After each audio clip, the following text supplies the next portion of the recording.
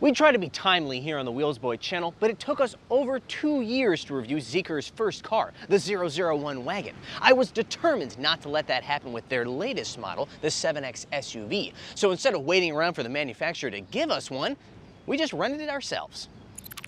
Welcome to Wheelsboy, where we cover the newest, coolest, and wildest vehicles from the Chinese car market. Be sure to like, subscribe, and hit the bell. Zeekr is a sub-brand of Geely, a conglomerate that owns everything from satellites to cell phone companies to Volvo. Pricing for the 7X here in China ranges from $33,000 to $38,000 before options, but there's no word on how much it will cost when it reaches markets like Europe and Australia sometime in 2025.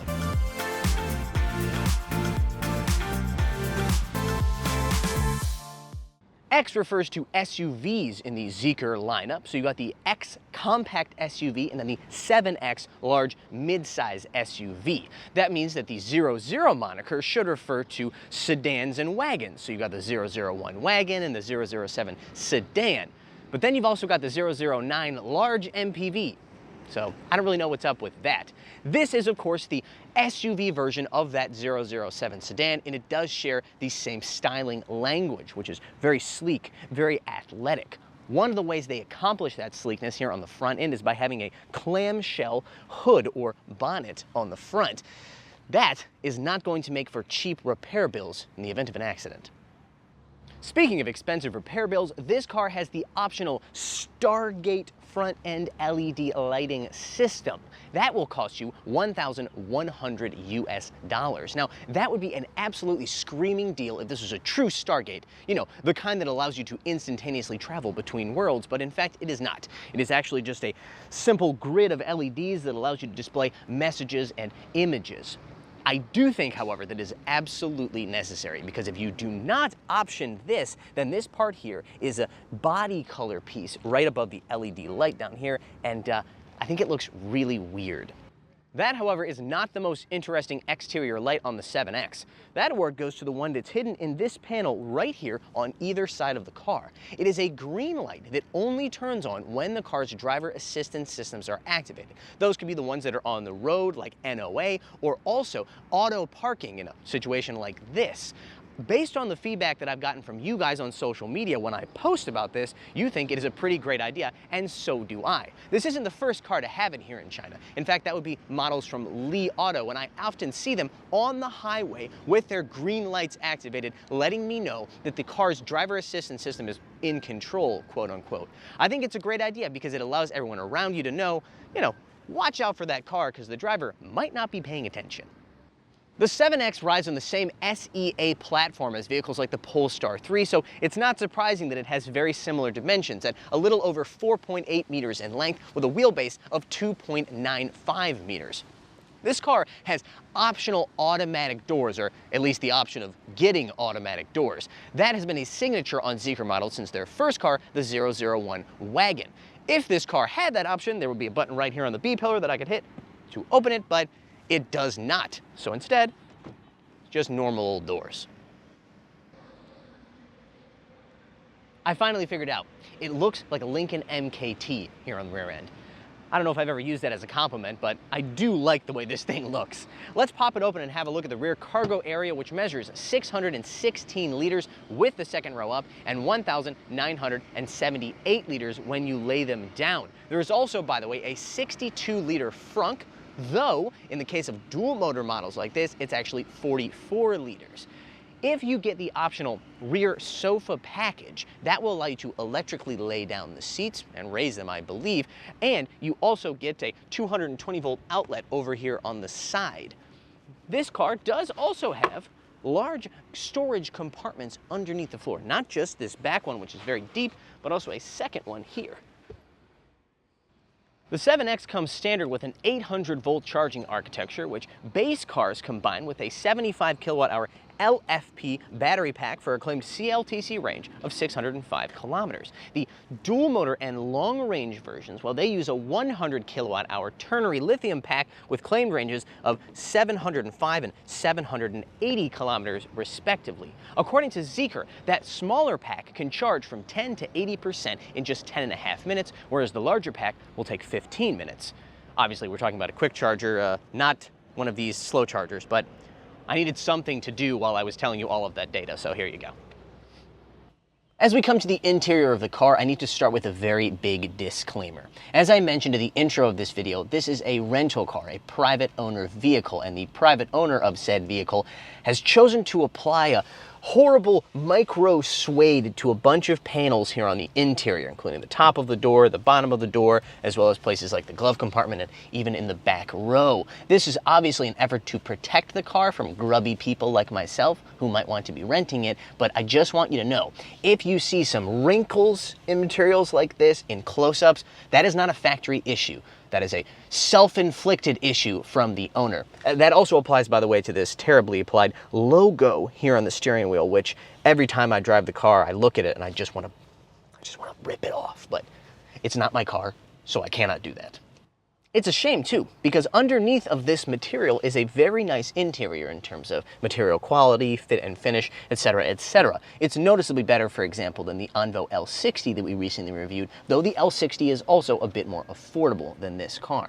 The upgraded Nappa leather seats that you see here, indeed Nappa leather all around, is an $1,100 USD option, but the front row is heated, cooled, and massaging as standard. Also standard is a 21-speaker surround sound audio system, including one exterior speaker. That's right, an exterior speaker, just like the one on another Geely brand, the Galaxy E5 that we recently checked out. So it can play noises outside of the car, ranging from, you know, a lion roar, a tiger roar, a tractor, and it can also, unlike the E5, project your voice to the exterior of the car.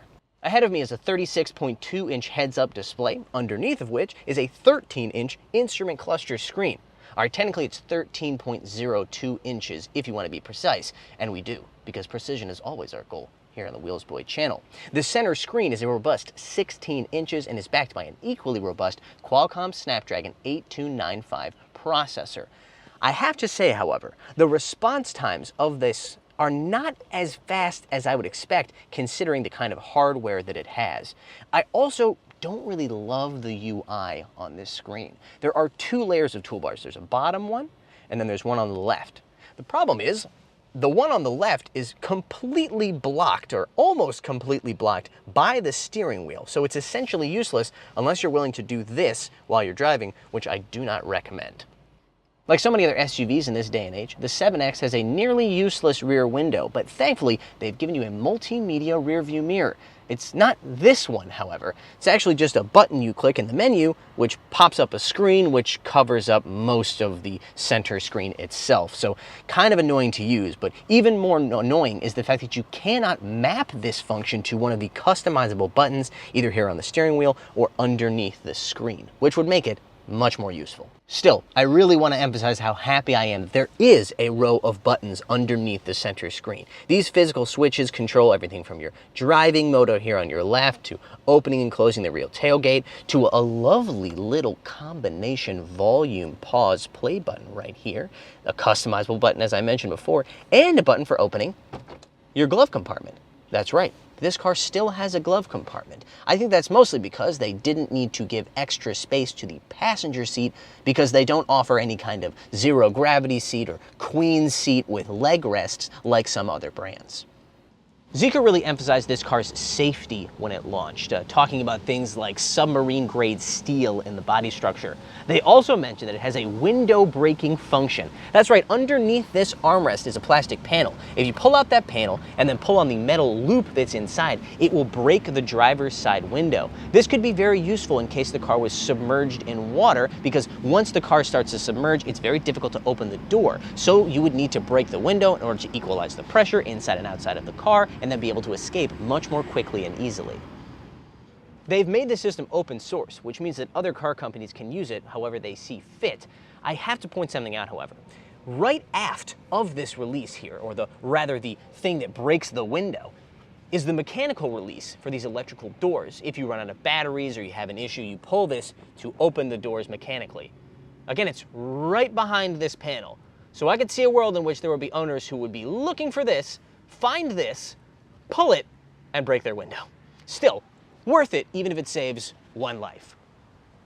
In order to show you the final highlight of the first row, we need to sit in the back row. That's because this thing has an optional 8.4-liter refrigerated center console storage area. Now, that's not unheard of. It's actually getting more and more common in Chinese cars. But this thing can do something that those cars cannot, and that is detach this entire thing, allowing you to carry it wherever you want.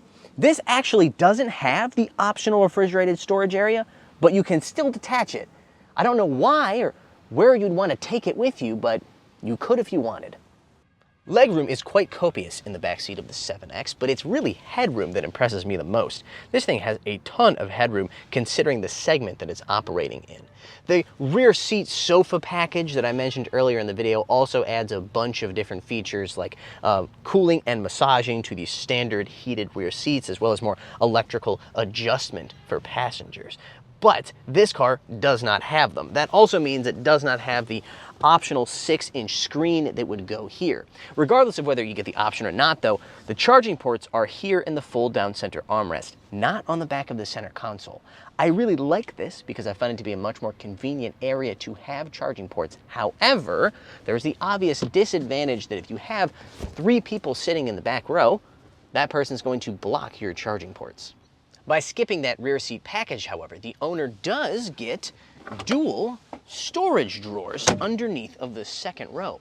While I have your attention down here, let's acknowledge the fact that the owner, in addition to plastering the door panels and the dashboard with that terrible micro suede, has also installed a bunch of different floor mats and coverings for the seats. I get it. You're renting your car out to people, you want to protect it, but I'm especially entertained by the style of this floor mat. It seems as though they've always dreamed of having a Rolls-Royce with that Starlight headliner, but instead they had to settle for Starlight floor mats. An increasing number of Chinese electric SUVs in this category have some kind of rear entertainment screen, and the 7X is no different, though its rear entertainment solution is a little bit strange and I'm not sure particularly good. Specifically, there is an optional 13-inch rear screen that can be mounted in the back of the front passenger seat. It works in combination with a folding table, so it'll fold behind the table when you're not using it. It's nice to have a table, but having the screen all the way on that side really only makes it a comfortable solution for the person sitting on the right side of the rear. Sitting over here, you have to tilt your head in order to watch anything on the screen, which doesn't feel like it would be very comfortable for very long.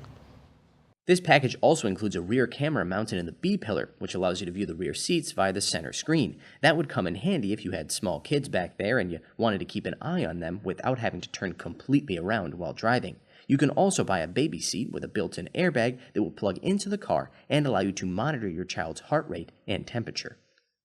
The Zeekr also has a rear window shade, which you operate via the window switch, simply by long pressing it instead of just tapping it. It's a pretty neat solution because it means you don't need to have a separate switch for the window and window shade functions.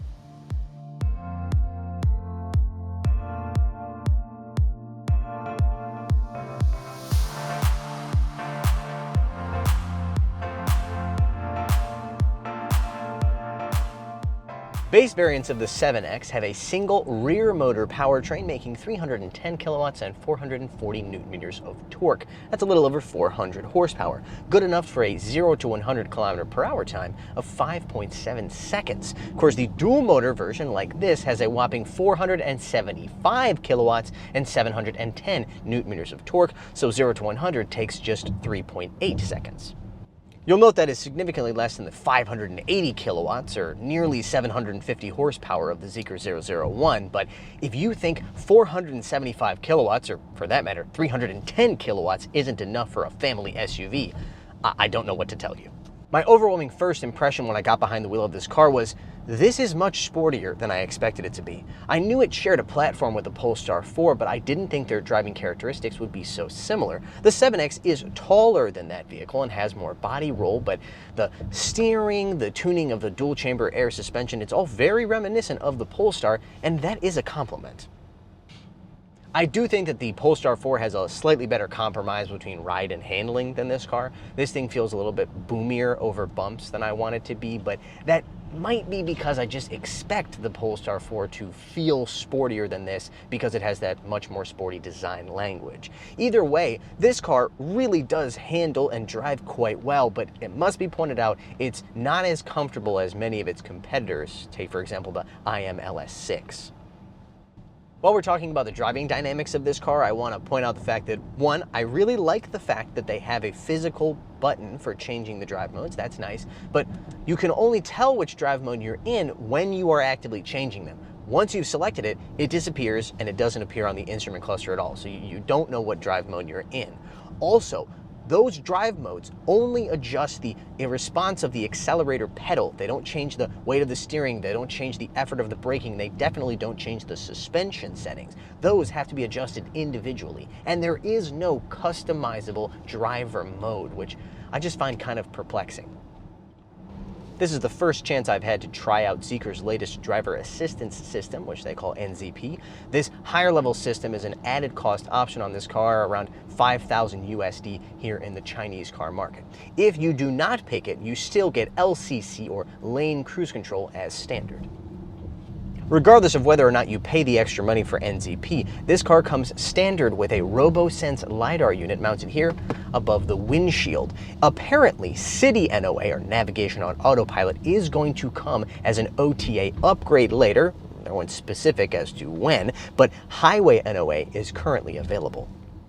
I was able to try out that Highway NOA system, and the good news is I think it's the best one from any Geely Group vehicles so far. In the past, they've been a little bit inconsistent. For example, the system in the Polestar 4, not very impressive. I actually had a hard time just staying in the middle of the lane. The latest one in the Galaxy E5 was a little bit more impressive. This one is more impressive yet. That puts it at, I would say, about 80% of the most advanced systems, like the Huawei Inside system and the Ito M9 that we drove. This one is good at doing things like getting around large trucks on the highway, but it's not as confident when it comes to lane changes as the Huawei system, so I can't give it full marks.